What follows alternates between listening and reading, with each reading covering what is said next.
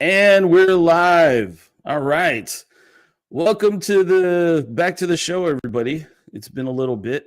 Um, I normally say something funny or witty, and I just totally forgot. It's just like slipped my mind.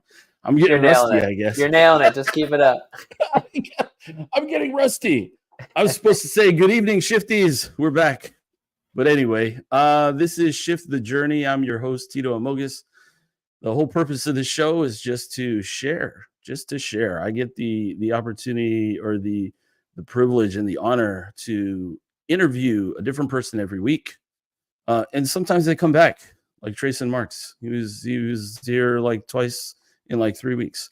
But I get to interview somebody and ask them about their career journey, because there are a lot of people out there, and maybe that's you out there, whoever you are. You're trying to figure out a better career path. Maybe you are interested in something, but you don't know how to get there. We're here to tell you that it's possible, that you can do it. We don't have the blueprint, but we have the proof that it can be done. And that goes out to you two veterans out there like me. I'm a veteran of the United States Air Force. I served 20 years and 29 days and was stationed mostly in the South, maybe because I like to punish myself with the heat, but maybe because it was beyond my control. But now it is in my control, but I'm still here. But that's okay. This week, our guest is Ben Hummel. Ben and I go way back, not really way back, a few years, maybe a couple years at least. Yeah, it We feels met like three or through, four. yeah, through the Nashville Software School Data Analytics Roundtable, where um, some people are invited to um, join on a Zoom call with some students at Nashville Software School, where they can ask us things like, about the interview process, what's it like working for different size companies, day to day, all the different things, career path stuff. So I feel like Ben's story is pretty interesting. So if you're out there and you're on, comment in the chat, and we'll talk back to you. Well, not talk back to you, not like my kids talk back to me or whatever. But we'll, we'll We'll politely respond to your, we, to your yeah. messages. You know how it goes. All right. So Ben, tell us a little bit about your background. Where are you originally from? Sure. So I currently live in Ithaca, New York, and that's also my hometown. Ithaca is a small town kind of in central New York. It's a college town. Um, I grew up here and went to high school here, and then moved away for about 12 years to a couple different cities. And then I just came back a couple years ago now that my work is remote. And my wife and I just kind of decided this was the place we wanted to end up. So yeah, I'm back home and really enjoying living in a small town again and being near family. Cool. Yeah, and so like just talking about Nashville Software School, so I remember that you either went to or worked at Vanderbilt. Is Yeah, that right? I went there as a student. Yeah. Oh, okay. So what was your major? Yeah, my major was musical arts. In other words, I was a violinist. I was a classical musician, Hmm. and that was always my thing growing up. I was always a good player. Music runs in my family, so it was something I've been doing from a young age. And once I got time to apply to college, it was kind of a default decision. It's something I just did without a ton of forethought about whether it was really what I wanted to do. So I went to Vanderbilt, had a great experience there, loved the music school, but kind of decided as I was there that it wasn't exactly the career path I wanted to be on. And there are lots of reasons for that. I can go into them if you want. It's a it's a it's a very challenging industry to be in, I would say. Yeah. It's it's competitive, it's exhausting, it's not particularly lucrative. Hmm. Business models of a lot of the employers like orchestras are not always ironclad. And the Nashville Symphony, for example, twice while I was in Nashville for 4 years, almost went under and was bailed out Oh, by one of the wealthy philanthropists in Nashville. And oh my so it's goodness. always, you're always a little on edge and wondering, oh, am I going to have a job? Am I going to be able to afford rent and stuff like that? And combining all that with my background, the fact that music had always been my default, I'd never really given it a second thought. I Hmm. started thinking more and more like, what if I didn't do this? So I actually came out of Vanderbilt with a second major in a program called Human and Organizational Development, which is kind of like a business type program. So I came out with two Yeah. majors, and while I was doing that, I did some statistics classes, some business classes, and really started thinking more about just like, what if I had a desk job, of some sort? I didn't even know what that meant yet. For a while, I was thinking about being a consultant, uh, things like Looks that. like it looks like somebody it's so funny because for some reason, like maybe it's with this platform, maybe it's with some like different LinkedIn user settings. Some LinkedIn users come across on this as LinkedIn user. So, hi LinkedIn user. I won't know who you are until I go back to LinkedIn and Yeah, check in and see. thanks for the Uh, messages, LinkedIn users. A couple of Ithaca fans. Yeah, someone yeah. probably one of my connections pointed out that Ithaca is a growing improv scene. That's become one of my hobbies. Oh, In more recent adulthood is improv comedy, and I've started some stuff what? around here after That's moving back. cool. So that's We're been gonna a lot come of fun. back to that. We'll come Yeah, back to yeah, that. we'll go back I to got a it. question for somebody who's musical back to somebody who's musical. You see that right? That's a guitar. And my Sure do. cello is sitting right there, Oh, right over heck there. yeah, nice. Yeah. So, what other instruments? You came from a musical family. What other instruments did you play?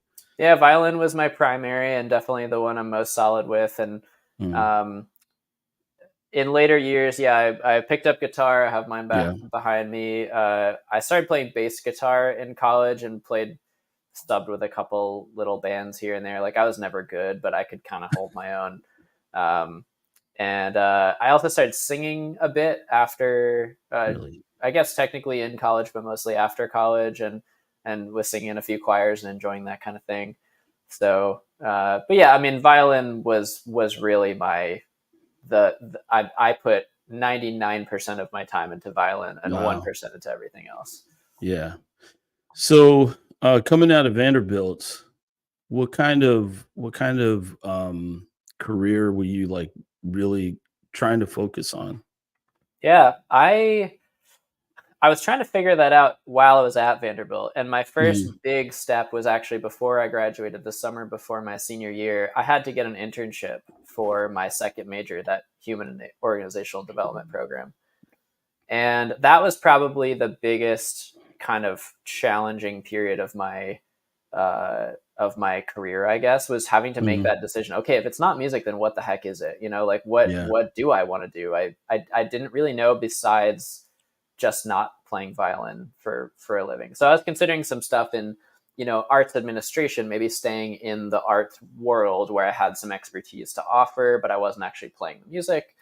Mhm. Did a bunch of research there, and then I have a cousin who has always worked in tech. He worked at some early startups. He lived in San Francisco, and he's a few years older than me, and we're very close. And I was always kind of following his career, and he always seemed pretty happy with what he was doing. He always seemed like he was getting to do cool stuff. And this would have been about 2013.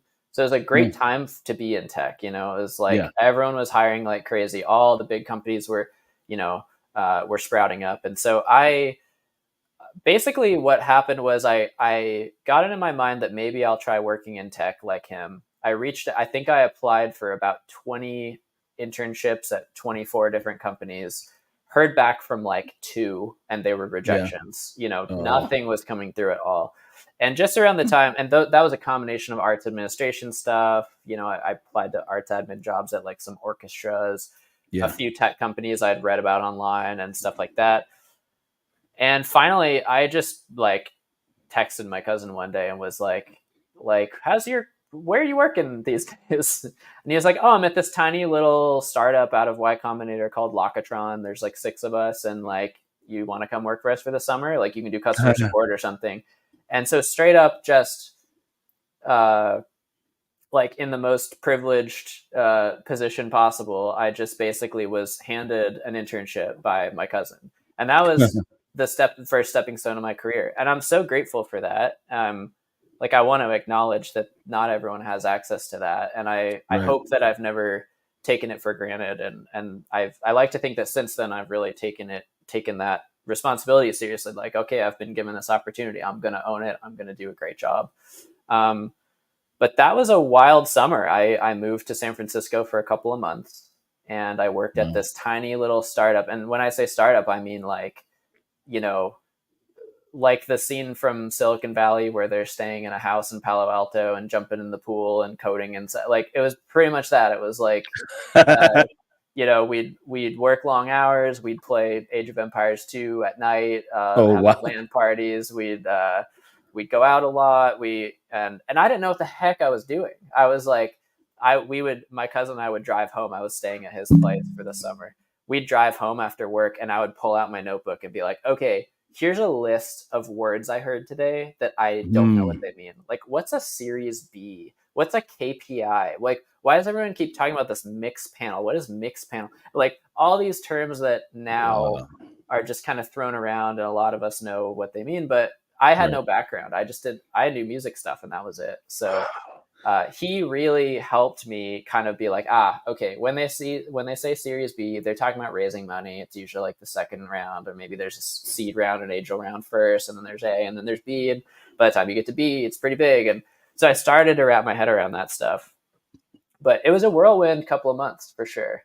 So that was my first step into what would end up being my career in some ways. So coming out of that internship, were you then looking for a job in tech? Like, how did you narrow it down? Because like when I came out of the Air Force, I'm like, oh, I had a data analyst position, so I'm going to look for a data analyst. But there's so many different titles. How did you narrow down your next position? Good question. I think I was doing customer support at Lockatron. That was kind of the job I had. I was mostly just answering tickets. So I wrote a resume that really highlighted the skills that I did have. I said, look, I've done this customer support work. I'd also had a couple of little part-time jobs in like the student center or whatever. So I really try to package myself as like, look, I'm so good at helping people, working with helping people out who need it. And I guess I tried to look for customer support jobs at tech companies pretty much. And once I figured that out, once I cast that net, it was not massive. And I just tried to find companies that excited me. I defaulted to just applying to things, whenever I wasn't sure. And I tried to apply to things that felt like I would be happy to work there. And, times are really different now. I think if I had graduated today, I would have had a really different experience. But I mean, the way I found my first full-time job was I was still a student. I was using Dropbox to like upload some files for something. And they had a banner on top of the website that said Dropbox is hiring in Austin. And I clicked the banner. This is not a joke. This is actually how this happened. I clicked the banner. One of the roles was new grad customer support agent or something to that effect. Actually, I think they called it user operations manager, which meant you're doing support. You're doing support. And I was like, oh, new grad? No way. Like Dropbox seems like a cool company. I don't know. They're like a hip, Silicon Valley kind of thing. I'm sure. And I applied, and they really liked my experience at Lockatron. They were like, they asked me a lot of questions in the interview. Hey, it looks like you've worked at this little Y Combinator company. Like, what was that like? What did you learn? And I think they liked that I had been in a fast-paced environment, and it was very similar to kind of their early days. They also came out of Y Combinator. So, managed to get that job. But I mean, I applied for a ton of others that, again, never heard back from or got rejections. I remember interviewing also at Evernote. That was the other company that got back to me. Remember Evernote? Okay. Yeah. Yeah. Back then they were big. I'm glad I didn't go there because I don't think they've done so great since then. But I mean, just for reference, I think I had 2 interviews out of however many applications I sent out, and there were a lot. Yeah. Man, you're like freezing up there for a little bit, and I wasn't sure if it's me or you. Let us know if it's me or Tito. I don't know. I was still though, so I mean, you're clearly talking. So yeah, might be. But so how long were you at Dropbox? Yeah, I stayed there for about 5 years. Whoa. And for my first couple, I was in customer support. And pretty much as soon as I got there, I started thinking about career growth, career development. Yeah. And Okay. because I realized that I didn't want to answer tickets forever. And Yeah. Dropbox was a really cool environment because it had an open floor plan. We were all in an office, and I was looking around, and there's the sales team over there, there's the analytics team over there. Here's the team leads for customer support, and I got to like watch the way they worked and really soak in information. And this was still a huge time of learning for me. I was learning how businesses operated, how what all this Yeah. jargon was, to the next level. And I kept feeling drawn to the analytics team, and I learned what SQL was, this database querying Yeah. language. I had never heard of it before. Someone mentioned SQL or SQL, and I was like, "What's that? Show me." And I'd never seen it before. Looked like Greek to me, and watching Hmm. people write queries seemed like magic. I would need data for a project. Someone would just type stuff and then give me the data. I was like, "That's amazing."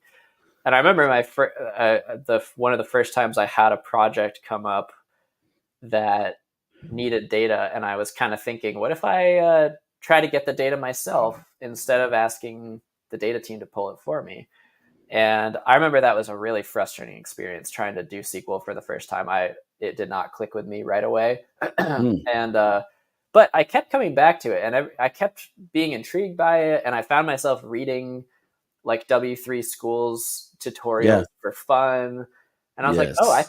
I think I'm something in me is coming alive with this stuff. And I tried to listen to that voice and and whenever my manager would ask me, what do you want to do next, in your career or whatever, that's what I would eventually I kind of figured out, well, I'm not a data analyst and I didn't study computer science or statistics or anything, but like I think I like this and I might like to try it. And Hmm. basically after about 3 or 4 years, long story short, a role opened up. I interviewed and applied, and yeah, that's for sure, Wilson. Yeah, Yes. my first year, I mean, I still remember those first few SQL queries, just being like, "What the heck? This doesn't make sense." Just I jumped in way too deep too soon, and Oh into yeah. stuff that needed a lot of subqueries and a lot of, I don't know how technical folks want me to get on this, but uh, basically, it got to the point where I felt like I understood the basics and was really excited about it. A role ended up opening up on the team, and I applied for an internal transfer. Did the interview was so hard. They gave me a take home exercise that they asked me to Oh spend, yeah. 2 hours on, and I probably spent 15 or whatever. Like it was really took everything out of me, but I got it. And that Hmm. changed my life. As soon as I transferred into that role, not only did my job satisfaction change dramatically and I started learning all these new things and getting really excited, my pay went up quite a bit. My job opportunities suddenly jumped through the roof. As soon as I put that on my LinkedIn, I just started getting pings again. This would have been 2017, 2018, somewhere around Yeah. there. Uh, I was like, oh my gosh, I'm marketable now. I have a Yeah. skill set that people want to hire. This is crazy. So yeah, that was a huge moment, and it's one that I was really proud of because my career started, like I said, with my cousin basically handing me this ticket to the internship, and I always felt a little weird about that. And transitioning into data analytics was maybe the first time I was like, I'm doing this all myself. I'm learning the skills absolutely from ground zero. I'm putting in all the work. I'm doing the interview. I'm doing the technical stuff, and I'm going to understand it. I'm gonna execute well on it, and I did. And yeah, that was a big moment for me. Yeah. Like you felt like you really earned it. I think so. Yeah. I Mm. mean, again, I've been super super privileged, and it's always a combination of luck and skill. But I feel like whenever I've been presented with luck, I do my very best to honor what I've been handed and to say, okay, I'm going to do the best with what I can. And yeah, that was the situation. The internal transfer popped up. That was luck. It was luck that I ended up there in the first place, and Hmm. I put in the work to try to take advantage of it. Yeah. So then, as you started out your like analytics career, was there something that did you have any goals as far as like who you wanted to work for, or was it more along the lines of what you wanted to do in the field? That's a good question. I think this might not be a popular opinion, but I've typically thought ahead about 1 year in my career, and usually little more than that. A lot Hmm. of people have tried to get me to think further out than that. What's your 5 year plan? What's your 10 year plan? And it's just never resonated with me. That might be immaturity. It might be the way I'm wired. It might be the fact that tech is just really unpredictable. But Hmm. I've always had success just thinking ahead 6 to 12 months and being like, what am I feeling pulled toward right now? What do I think is a good bet for my next step? So jumping into data was pretty much just like, okay, I like this. It's something more marketable than answering support tickets. Um, it's going to give me career opportunities. It's going to pay me Hmm. more, and it's going to open doors. And so that was that was about as much thought as went into it. It wasn't so much, I wasn't really imagining myself working in a specific role at a specific company or doing a Hmm. type of project. I think I just knew I'd be more engaged with wherever I ended up in that Yeah. field. Then I started thinking, my next thought after that was actually some really good advice I had gotten from my first manager at Dropbox, which you, Tito, have probably heard me say in the roundtables at Nashville Software School, which is, he told me, make sure your first couple of jobs on your resume are big, memorable names of companies that will jump out to recruiters. Did I freeze up again? I just saw you froze. No. Okay, cool. Um, he said, make sure those first couple jobs are names that people will recognize. Don't go to like a Mm. nowhere mom and pop store or a startup that you have to explain. Make it like Uber or something where people are like, ah, he worked at Uber, which of course easier said than done. Right. But that was my thought when I left Dropbox. I had been at Dropbox about 5 years. I still liked it there. It had changed a lot over those 5 years. Oh, I'm And by sure. the end, I kind of just felt like I had learned what I wanted to learn and was ready for some new challenges. Um, and so my next role, I decided I'm going to go for big name companies. I'm not even going to think about small companies. I'm going to go for the big names that everyone will recognize.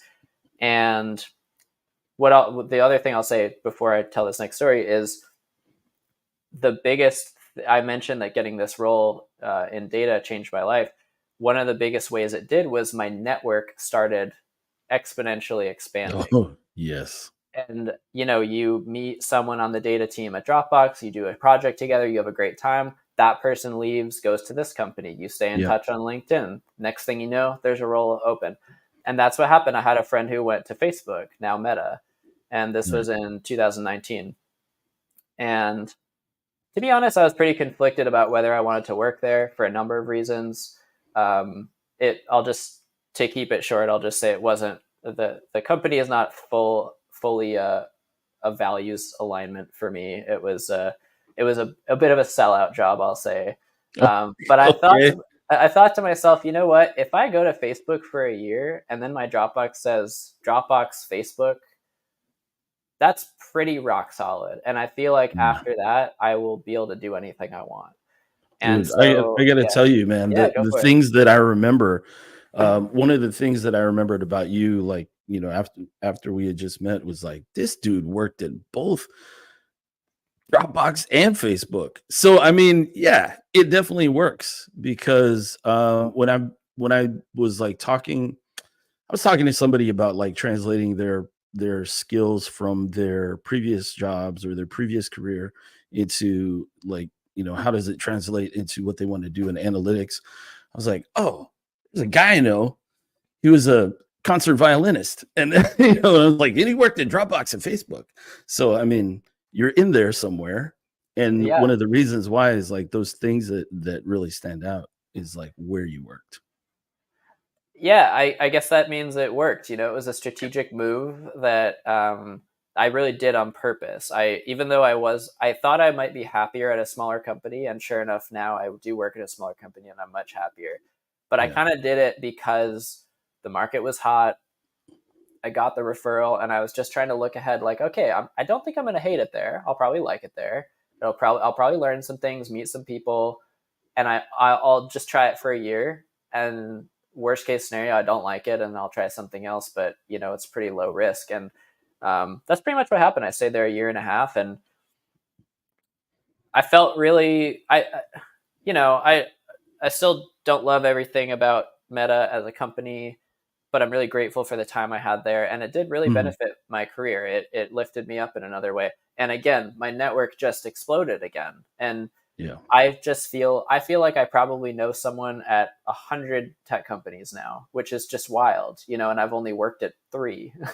Yeah. um, but the power of that networking has opened all the doors for me. I wouldn't have found out about that job at Facebook. This is another interesting thing. So if you're going for like the big companies on your resume strategy, like I did, the role itself doesn't even matter quite as much. Like your title, whether you're senior or junior or whatever, is a little less important when it's Facebook on your resume. Right. And the job I took was technically in the HR department. It was a people ops analyst or something like that, or people data analyst. I can't even remember. But Facebook had a whole data science and analytics division that was part of like the tech team. I think I'm remembering this correctly. I wasn't even part of that. I was basically considered like an HR generalist who happened to write SQL queries. Oh, You know wow. what I mean? But it was sort of my foot in the door into the company because it was like an easier job to get. I probably the interview was a lot easier, I'm guessing, than if I'd interviewed for like the proper data analysts team. Um, I'm just assuming that. I don't know if that's true. You're out here playing chess. We're all playing checkers, man. Well, again, I mean, this sort of just came up. My former coworker, reached out and was like, "Hey, we got this job open. It's not super challenging. I think you'll have fun with it. Our team is great, kind of thing." And Yeah. when those things come up, you jump on them or you don't. But I chose to jump on it. So yeah, by that point, after I'd been at Facebook for a year, that was when COVID hit. Was while I was at Facebook, we all went remote, and I was still Yeah. living in Austin at the time. And uh, yeah, at that point in my career, I was feeling pretty good. Like I had a lot of doors open. I was still getting a lot of LinkedIn recruiters reaching out to me, and I was feeling like I think I can kind of choose my direction at this point, more or less. Obviously, you Yeah. still have to pass the interviews, and my technical Yes. skills were getting decent, but still not great. So, and I did. I've failed a lot of technical interviews in my life. I've been rejected from probably a lot more jobs than I've been given offers to. So Oh, it's yeah. not that Same. easy, but yeah. Same. So I read an article. I would guess that, like, for people who are in analytics, who got into analytics in like the mid 2010s, I don't know what is like 2015 ish. I Yeah. read an article going into that, or going into my transition from military to civilian, which was in 2015. It was about data science being like, that was like the sexy job title, right? That everybody was like, "Oh yeah, that's the new thing or whatever." And then you started seeing people like trying to get into that stuff. I find myself, it's been, what's it been now? Almost 9 years. Yeah, Hmm. let me math that. Yes, 9 years in July is when I got out of the military. And in that time, I was like, "Oh yeah, I want to do data science." But then I found myself like really enjoying data visualization and automation, and like I'm not doing anything near like data sciencey stuff. But what what made you choose, like, how did you choose like your path, as far as like, oh, I want to do data science stuff, I want to do these other things? Yeah, I guess the funny thing is I didn't really choose data science. Uh, the short story is my title got changed to data scientist after I took a job. Uh, and I would say by most measures, I don't consider myself a data scientist. Really? Okay. There's a lot of definitions of it, but typically when I open a job rec for like a senior data scientist, which is what my title is now at Zapier, I usually fit about half the criteria, but I don't Okay. do much model building. I don't do much Okay. AI machine learning. for all intents and purposes, I'm sort of like a hybrid of data analyst and data engineer or analytics engineer type stuff. Okay. Yeah. But the longer version is I joined Zapier after Facebook to a team called the Decision Science Team.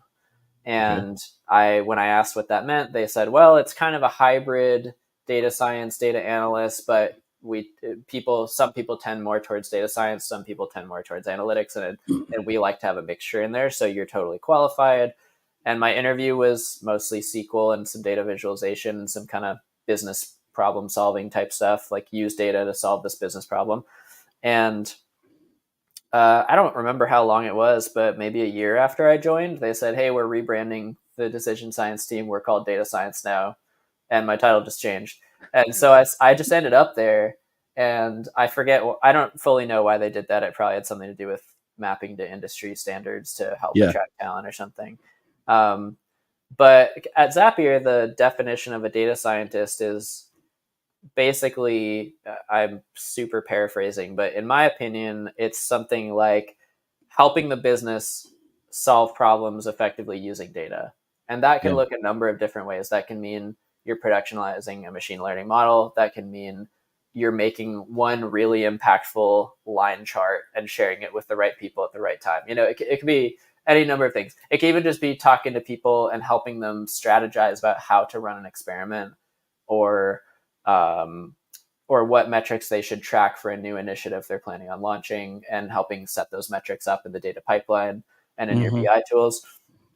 So our team is quite eclectic. We have, like I said, we have people on all ends of the spectrum, and that's kind of part of the idea of the team design, I think. Hmm. So yeah, that's so long way of saying I didn't really choose data science. I just kind of ended up here. But I like you. I like analytics. I like data viz. I love working in SQL, and so lately I've been gravitating more toward back end stuff like modeling tables, and we use DBT at Zapier, and I've been building Okay. out a Yeah. lot of like DBT pipelines and stuff like that. Yeah. It's funny. Yeah. People, I think in like the NSS roundtable, people ask often, like, oh, how do you know what job title to gravitate toward? And it's like, yeah, it's not the job title. That's not what you look at. You look at the job description and you talk to the people and say, hey, what is it that a person in this position is really doing? And it's the whole data analyst, BI developer, data engineer, data analytics engineer. That's me. Data analytics engineer slash developer. And it's like, is it one thing? Is it three things? It's everything, but not all of everything. Absolutely. I completely agree with you, Tito. And I think that's why that first conversation or two in a recruitment process where you just get to ask the recruiter questions is so important in our Oh field, yeah. because, and especially if you can get on the phone with like a hiring manager, someone a little closer to the work. But when I was a student, I didn't really understand, like, what questions would I have for the recruiter? Why do I care? And now, because of what you just said, you're basically asking, like, what is this job really? Yeah. Because the Yeah. title doesn't tell you. Sometimes the description can be kind of vague. It's like, use data tools to generate insights, blah, blah, blah, blah. And it's like, okay, but what am I doing? Like, Yeah. when I wake up and I sign on to Slack or whatever, like, what tool am I opening? What's on my workboard? Do I have a workboard? And that Right. can vary so much. And Oh I think that yes. stuff matters a lot. Oh The yeah. tools you're using, the types of projects you're working on, that can make or break your job satisfaction. So it's totally Yeah. worth finding out about. Definitely. Definitely. I was I was thinking about, like, I was about to say something and then you brought up like the work tracker. And I've worked places where like we used Jira, other Hmm. places was Azure DevOps, and then other places is like just it's you are just tracking it. And it's like that's like a hard that was a hard transition for me, going from something that sent me an email that said, hey, this is how much time you have left until this deliverable is due. And it's like all the people that are connected to that, uh, everybody can see it, visibility throughout, transparency and all that. And then versus like tracking something myself. Excel is not going to send me an email. I just got to check that thing every day, multiple times a day, so I can get it right in my brain. Mm-hmm. And so, yeah. But yeah, the asking. Oh, now I remember. So I had had an interview with like a screening call with a recruiter one time, and the job description was totally like up my alley as far as like analytics and automation type stuff. And I was like, yes. But the job title was like, it was not. And so then I was like, which one is it? Is it more along the job title, or is it really this description? And he's like, oh, it's the description. And your resume looks really good against it. Then I went into the job interview, completely bombed it because they were looking for somebody with that title and everything that goes with that title. And it's like, It's I'm so not that. I frustrating. want to be that one day, but I am not that. And it was like, oh, it was really embarrassing. And I felt like really let down by the recruiter. But, Yeah. I It's don't such know an how much. unfortunate reality of our industry is that Yeah. is such a big thing, and it's a big reason. Yeah, I can think of several interviews I did that I failed in large part because I had different expectations of what the role was going to be. And then I Yeah. got to the technical screen and was like, yikes, I Yeah. really, Yeah. I'm bluffing a little bit here, kind of thing, which I Yeah. do Yeah. not recommend doing. No, no. Yeah, they people often say, "Oh yeah, if your resume and the job description match up, your resume, like your internal resume, maybe not all on the paper, but like your qualifications match up like 65%, with the job description they put. Go ahead and apply for it." Um, Man, I don't know if that's such a good idea all the time. Have a conversation with a recruiter if they do call you, and then you really ask all the questions there, Yeah. because Yeah, I it's totally agree. yeah, it's really worth it to be prepared to get into that technical interview and know what the heck you're talking about versus like I feel like I'm in first grade and I'm taking finals for senior year in medical school, and I'm like, this is terrible. I don't know any of the answers. Can I get off this call? I'm so sorry for wasting your time. Oh, it's Yeah. awful, awful. I I Yeah. wake I wake up in a cold sweat sometimes thinking about that. So I feel you. This is a big reason why I think internal transfers can be really powerful because like I was Mhm, saying earlier when I worked at Dropbox and I got to watch the data team work. That's the best way to learn how does a team actually function. I remember mhm, getting invited to their team meeting one time because I was giving some kind of presentation before I was a data analyst. And I got to see their team meeting run. I got to meet their manager and see, are they having fun in here? Are they serious? What tools are they using? Like you learn all of that. And there's definitely something to be said for getting in a company you like through any means necessary.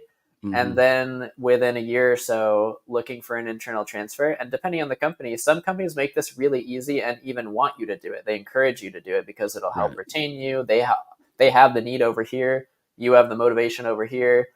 Um, so I don't know that I would have ended up in analytics if it hadn't been for that Dropbox internal transfer because I really got a lot of insight that helped me make my way there and give me the confidence that I really wanted to do it. Wow. Yeah. Definitely. And that's some really good insight. I appreciate you sharing your journey with the rest of the world, whoever's going to watch this on YouTube, LinkedIn, and I actually have it streaming to my Facebook too. So, you know, Cool. Hello, everyone. I hardly ever get on there, but when I do, it's streaming this show. But if there's something that like a piece of advice that you could give to somebody who's trying to make some kind of career shift, I know that's kind of general, but like if there's anything, like you can name your top three most important things for them to consider or to do, what would they be? Yeah. So I know that for me, a lot of my most successful moments at work happened when I was feeling deeply motivated. like when I was really excited about what was in Mm. front of me. Mm. I would say find a way to get yourself in that position. If the job's not exciting you, is there a way you find a role, a career path that's really gets you going? Like I like doing SQL puzzles for fun. So when I'm preparing for a technical interview, like that's almost exciting for me, and um, not everyone has that, and that can be a lot to ask. But if you do have that thing inside of you that's pulling you in a direction, I think that's important. It's gotten me through a lot of late nights, a lot of stressful interviews. Like that was the motivating factor that pulled me through it. So that's one. I do a talk at Nashville Software School about the technical interview, specifically for data roles, like if assuming it's a SQL interview. And one of the things I talk about there is expect rejections and know that it Mhm. doesn't mean you suck at what you do. Um, Yeah. I have seen people get rejected for so many reasons. This is speaking from the inside of a company as an interviewer. I've had experiences where I passed 6 people through a tech screen and the recruiter told me we only have bandwidth to interview 4 of them, so you have to reject 2 more. Like Ooh. things like that, and you often as the candidate don't know the reason behind your rejection, and it's Yeah. so easy to jump to the conclusion that you did a bad job, that you suck, that they laughed you out of the room. And it's really worth trying to retrain your brain away from that story and to instead Mhm. think, you know what, I do think I did a good job in my interview and this just wasn't the right fit. On to the next one. What can I learn from that one? How can I practice? How can I grow? Um, but man, those negative spirals are really easy to get into. Yeah. Like you were saying, you said you off cold sweats. I remember that terrible interview. They're hard. They're traumatizing. They're Yeah. they're really stressful. But it's really worth trying to put in the whatever it looks like for you, the mental reassurance of I don't. This isn't because I suck. Um, how did you pick which 2 to not interview? Yeah, good question. I think I just had to stack rank them by their technical performance and just say, well, Mhm. these 4, these 3 really knocked it out of the park. This one did that really cool thing. These 2 just kind of did fine, I guess. It was we have rubrics that we interview on and we score all these different attributes. So it is fairly quantitative at the end of the day. And I was able to just kind of take the last 2 off, unfortunately. But yeah, my larger point is just you can be rejected because the role got filled by someone else while you were applying, or maybe they ran out of budget and they closed the open role, Yeah. or there was a reorg and the role no longer exists. Like, so try your best to not assume it's about you. Try not to, it's one of the 4 agreements. Don't take things personally. That's a really important muscle to build in this interview process and application process, because it can be so uh, deflating, and difficult. Yeah. So those were 2 long pieces of advice. I probably have more. Let me see if I can come up with a third one. Um, yeah, the power of networking. I mentioned it a couple times. People talk about it all the time. It's probably overdone at this point, but you really never know when a person in your network is gonna change your entire career. And so, Oh, the more yes. at bats you can get with people in your network, the more chances you have to make that happen. And so, networking, like you might reach out to someone and they ghost you, or maybe they say, "Hey, stop talking to me," or it won't always work, but you never know when that one person's going to come up who has the job offer for you. And so, be an active networker. Don't be annoying. Be a human being. Be respectful. Treat people nice, like how you would want to be treated. Oh, yeah.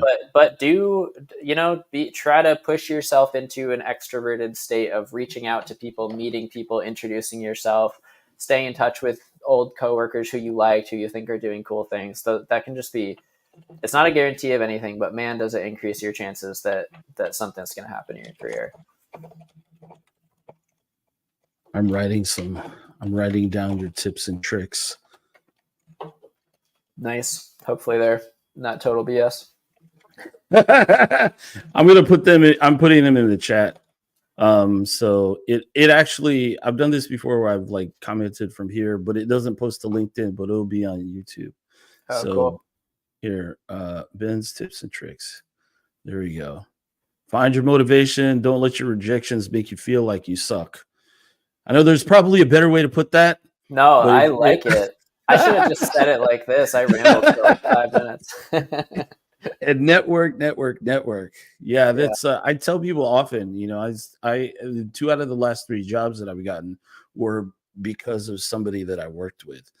And a lot of people I know, I remember talking to people, through the years, and they're like, yeah, I'm in this position because so and so, and somebody else said the same thing. So, and a lot of times it's also not the person that like I know you were talking about like you were at Facebook or at Dropbox, and then you knew people and then they moved somewhere else. And then sometimes it's that way you get a referral from them and then you go work there. Sometimes it's like you apply for a job and then the person, like the hiring manager, looks at your LinkedIn profile and goes, oh, we have like mutual connections. And then they go talk to the mutual connections. I had somebody talk to a former boss of mine, who I hadn't worked for him. It had been over a year, I think, since he had left the company, but somebody knew him and he knew me. So he's like, hey, yeah, would you hire this guy? He's like, yeah, I know him. I hired him onto the job that he's in now. So, I mean, you never Absolutely. know. You I, never I'm in know. a I'm in a group chat with a bunch of old coworkers, and half of our conversations is, "Hey, does anybody remember this person or know this person? It looks like the couple you worked with them." And it's amazing what'll come out of that. People will sometimes be like, "Oh yeah, they were amazing. You got to hire them 10 out of 10." Other times they'll be like, "You know what? They were not good at what they did. I wouldn't." And they end the interview right there. Like, Oh, making good yeah, impressions on people is very important. You never know what's happening behind the scenes. Yeah. definitely. Sometimes it's really easy to look and see where other people are and wonder how come you aren't there yet. Yeah, that's totally right, because this stuff isn't linear. It's not all merit based. You don't just get on a track and ride it. It's like I was saying earlier, these opportunities will pop up at random times in random places, and you got to be ready to jump on them. And that also means you'll have long periods where nothing's popping up and everything Yep. feels hard and you feel behind. And um, it's kind of the nature of how this work is, in tech especially. It's so all over the place, and the job market tends to go up and down. We had COVID where some companies were folding, other companies were tripling in size overnight, Yeah. overcorrecting, laying people up. Like, you never know what's coming Yeah. next. And um, I do think there's something to be said there, Wilson, about the power of comparison. And just, it's sort of like what I was saying about rejections. It's like finding your inner confidence and peace about, I am where I am. This is where I am in my career. Here's what I feel confident in. Here's what I can still learn from. But avoiding that external comparison can be healthy, Yeah. or doing it in a Definitely. healthy way, in a way that is generative about what can I learn from that person, rather than, oh, I'll never be as good as them, or Oh, things like right. that. Exactly. My wife actually got her feelings hurt today by somebody at the grocery store. She had she had something on the on the belt. She was checking out. She had something on the belt that was organic, and then the lady behind her said, "Oh, looks like she has all organic. Must be nice." And it's my wife's like, "Man, I feel bad." And it's like, "Why do you feel bad?" They have no idea that we used to live paycheck to paycheck. They have no idea that my wife and I both were married before, and then so we're on second marriage, and it all happened so quickly around the same time. And I was in the military, and we didn't have a lot of money. I would call and be like, hey, what are we having for dinner? She's like, I don't know. So the base where I was stationed had a bunch of lakes, so I'd go fishing on the way home. Yeah, I mean, get it in, right? And and then head home with the fish, clean it up, and she'd cook it. And it's like I can't even tell you how much fish I ate from the lakes on Robbins Air Force Base, Georgia.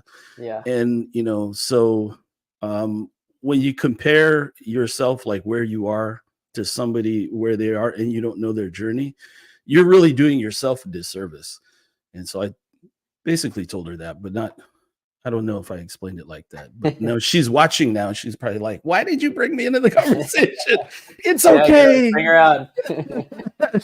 Yeah, Yeah. I think that's So really well said. There, yeah, and Wilson just said in the chat, looking at others is great for inspiration, not so much for self comparison. yeah, Yeah, the that's a self good one. comparison can be really, really harmful for both people, Yeah. and you do never know. You also never know how someone's feeling in the state that they're in. You know, I listen to a lot of like personal finance podcasts, and there's one I listen to where they often interview people who are like mega millionaires, and many of them are deeply unhappy. Oh yeah. And I think the same could go for job markets. You know, oh, if only I were a staff software engineer at Airbnb, then everything would be different. Like, go talk to the staff software engineer before you make that assumption, because Right. they might tell you this job is awful, this company is awful, this industry is awful. You don't know. I'm miserable because I'm overworked, whatever. Um, and meanwhile, the person doing support tickets, like I was doing my entry level job, might be having the absolute time of their life helping people out, and everyone's different. So Yeah. yeah, it's, you can't, I really appreciate that call out, that you can't know where someone came from, how they got to where they are, what they've been through, or what their experience is even like in the shoes that they're currently in. Yeah. Maybe they're putting on a brave face to try not to show you how upset they are, unhappy Yeah. they are. Yeah, and I think social media, people portray themselves in a way that it's like, these are my highlights, and everybody thinks it's my life, right? And Yeah. so let's not compare. Yeah, that's my tip number 4, is stay the heck off social media. I mean, LinkedIn, I do like LinkedIn still. I think it's Yeah, valuable, but man, I have not gotten any benefit from Facebook or Instagram in like yeah. a year and a half. All right. So let's go back to earlier in the conversation. I'm going to ask you, like, what is something that you are involved in, work or not work, that you're passionate about? Yeah, I think I have 2. I'll do a work-ish one first, which is Yeah. Nashville Software School. I don't get to help them out as much as I'd like, but I really love getting to work with students who want to get into data, because I Yeah. get so lit up about it. I am Yeah. excited. I feel like I've had this privilege of being able to end up where I am. There was a lot of right place at the right time and knowing the right people that got me to where I am today. And whenever someone comes to me and is like, I have passion about data, I want to get to where you are, I want to do the work, like, I love helping those people out. Oh yeah. And so doing those roundtables, doing mock interviews, um, has been really, really cool for me. So Yeah, that would be, yeah. I'm on the round table on Wednesday, Yeah, I and have to miss it, and I'm so heartbroken because I love those so much, but I have a thing I can't get out of. So yeah, and like every time for me, it's like 6 to 7:30 or 6 to 8, and I can't sleep till like 11 o'clock because I'm just so hyped up. It's like, oh my gosh, it was so exciting.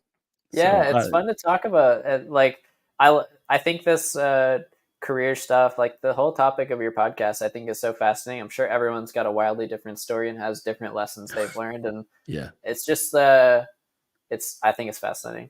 So that's my work related one, and I also do this at my company. So at Zapier, I've mentored a couple of people who were not on the nice. data team but were interested in building skills and joining the data team, and teaching them SQL, helping review their work and get them kind of prepared for an interview, kind of thing, has been really gratifying for me. Nice. Um, Outside of work, yeah, I mentioned improv comedy. My wife signed me up for an improv class in 2019. Oh I yeah. rolled my eyes at her. I was like, okay, I'm gonna try this thing out. And let me tell you, I had such a blast. I took classes at Cold Town Theater in Austin for a few years. Paused during the pandemic and then restarted, and uh, loved it so much that when I moved back to Ithaca, a small town, not a lot of stuff going on in terms of improv. And I ended up just starting a little theater. Like, we don't have a building, but we do biweekly meetups, and we do shows. We get audiences and we do decent shows, and it's Oh been my really fun. Like, gosh. um, so that's my non-work like biggest passion is I just have completely fallen in love with improv. Dude, that It's sounds so much. That sounds like it's so much fun. it's a lot of fun, and it kind of doubles as a spiritual practice of sorts, where it's almost like a meditation where it's almost like a meditation where you got to try to switch off your analytical brain and just let things free flow. It's like the opposite of doing data work, and it Woo! helps balance me out a bit. At the end of a Yeah, long day, I've just been like writing SQL all day, and then I'm like, you yeah. know what? I'm just gonna go and see what comes out of my mouth, and That could be and dangerous. yeah, and we have a lot of tactics to make sure it doesn't get dangerous. But yeah, improv is a blast. I've also been getting into running and fitness for the first time in my life. Really? I've never been someone to work out or do cardio or strength or anything. And in the past year, I've started doing all of it and actually really liking it, especially running. You I look like a runner already. I mean, like your frame. I bet you're like really fast already. I don't think I'm fast. I'm new, so I'm Yeah. learning all this stuff for the first time. But when Just I a six discovered, minute mile. oh no, actually today I did the 1.5 mile test where that helps you. A lot of people do as like entrance exams. So maybe you did it in the military. I don't know, Yeah. but Yep. I did that and I VO2 could max. barely get mile and a half under 7 minutes. 7 minute miles, not total. Well, I was like, oh my gosh. No, So, I 7 minute mean, miles. like at my physical peak when I was in the Air Force, I still had like carried a lot of muscle. And so trying to get around the track is like very difficult. A Yeah, mile and a half, the fastest I ever ran, a mile and a half. I was already 37 years old and it was like 13 and a half minutes, yeah, 13:23, yeah, fastest I ever ran. yeah, yeah, And but yeah. there were It's guys who different. couldn't do 25 push-ups, but they ran like a 5-minute mile, and I'm like, "What is happening?"